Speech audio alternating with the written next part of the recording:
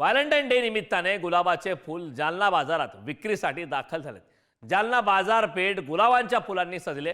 200 ते 250 रुपये प्रति किलो दराने गुलाबाची जालना बाजारात विक्री होते.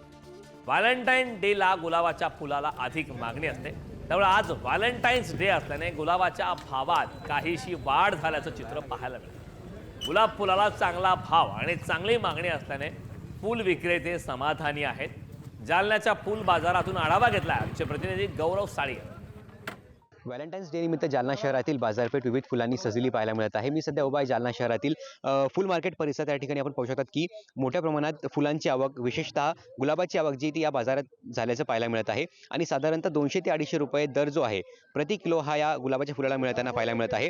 आज व्हॅलेंटाईन्स डे जो आहे हा मोठ्या धूमधडाक्यात सर्वत्र साजरा होत आहे. आणि असं असताना गुलाबाच्या फुलांना आजच्या दिवशी मोठी मागणी असते आणि त्याच अनुषंगाने आज जालना शहरातील बाजारपेठ देखील या गुलाबाच्या फुलांनी सजलेली पाहायला मिळत आहे. आणि आकर्षक रंगांचे फुलं हे या बाजारपेठेत दाखल झालेले आहेत. साधारणतः 200 ते 250 रुपये किलो दराने या गुलाबाच्या फुलांची विक्री होत आहे. आणि आजच्या दिवशी या गुलाबाच्या फुलांना अधिक मागणी असल्या कारणामुळे फुल विक्रेते जे आहेत ते देखील समाधानी असल्याचं चित्र पाहायला मिळत आहे.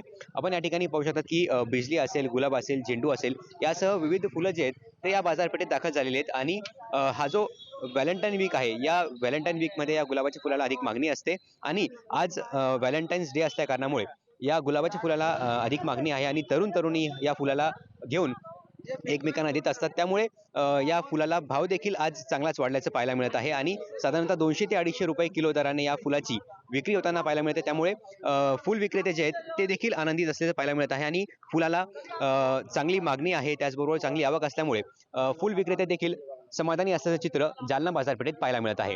गौरव साळी, पुढारी न्यूज, जालना.